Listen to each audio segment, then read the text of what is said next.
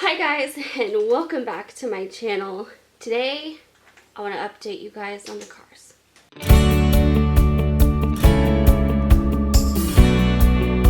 Okay, so I'm going to tell you the full story of what happened with the car. And now we have the evaluation back. We know what's officially happening. And so it's also kind of an update. And here's the whole story.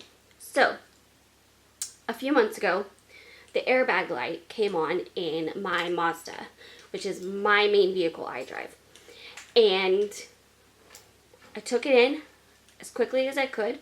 Life was busy, but I got it in to the shop we normally take our vehicles to. And they looked at it, they replaced some fuses, they said it should be fixed, and let them know if it wasn't. Well, within a day or two of getting it back, it came back on. Again, life was busy, so I took it as quickly as I could, and they did deeper digging, found some nests for mice, and replaced fuses again, and fixed some wires possibly. That, I don't fully remember the details of every single thing they did. But they thought they had done it, and they said, oh, mice clearly got to this part. And we knew that out here it's a struggle, and I'd seen some evidence, but not in a while, so the airbag light coming on so far after, I wasn't sure. And they said if it comes back on, you need to take it to the dealership because it's probably more than we can do. I said, okay. So we went home with it, and again, within a day or two, it was back on. And then it was a matter of getting a hold of the dealership, and we had a lot happening at once because we had that, we had foster care stuff kicking back up, we had a trip to Mexico where we were going for Thanksgiving with Andrew's family, and that all culminated into the same time frame. So by the time we were able to get a hold of the dealership, get the car in, we were about to leave and hoping that it was going to be a quick fix. We knew that it could be either extreme, either it would be like a quick fix, something simple, or worst case scenario and the car was probably totaled. We didn't know though. And the last thing the repair shop had told me was they couldn't say for sure if there was anything deeper, but they had narrowed it down to it being the passenger side airbag. So we felt confident with me still driving it. That seemed fine. And then we took it to the dealership. A few days before we were leaving, we finally got it to the dealership. The very next morning we got a call that said after diagnosing it, they found even more damage. Mice had chewed through 3 wire harnesses and who knows what else, but that's what everything they found, they totaled for what it would cost, and just in parts, $4,700. Just in parts, not in labor, and it's a very labor-intensive repair.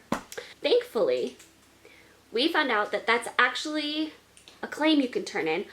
I had never heard of that being a claim. And so I called my mom, who's our insurance agent, and I said, guess what? And I told her the whole story. She turned it in. The service person at the dealership was really, really helpful and nice. He was very honest and direct and like, this is realistically really what you should expect, and gave us our best advice. And they kept the car for us and talked to the insurance people for us because there was a whole lot of information they would have that we would not be able to answer. And yeah, all of that happened while we were gone. We were waiting for the inspector to go out. So then we got back. We actually ended up getting the evaluation back yesterday, and it was very, very good.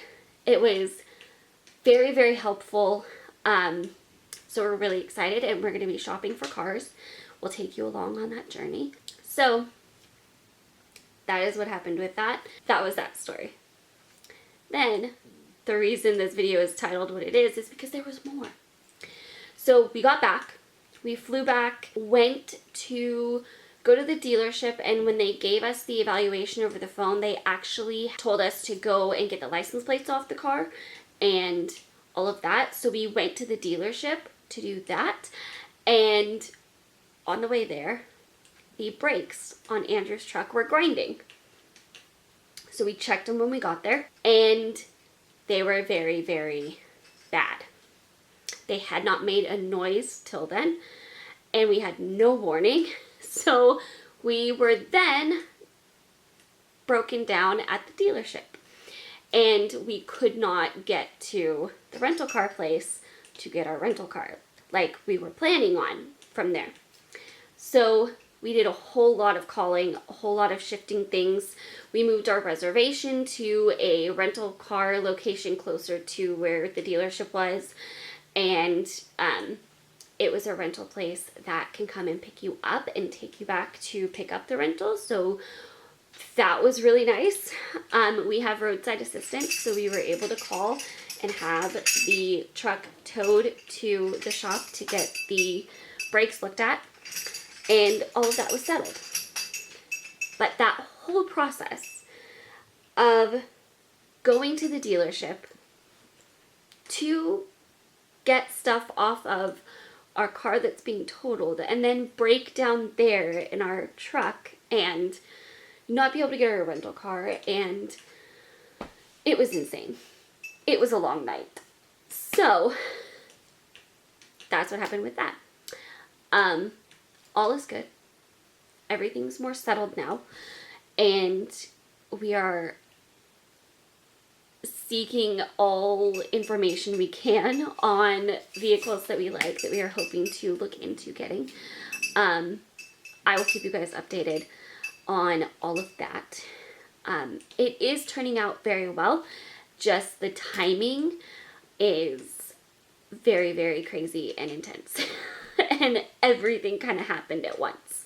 So that is what has been going on.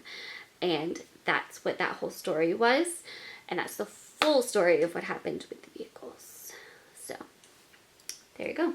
I thought I would share. It was really crazy. Lots of new stories to tell now. And I hope you guys enjoyed. I hope that helped you in some way. If you enjoyed, give it a thumbs up. If you are not already subscribed, make sure you're subscribed and have notifications on. And I will see you guys on Monday. Bye!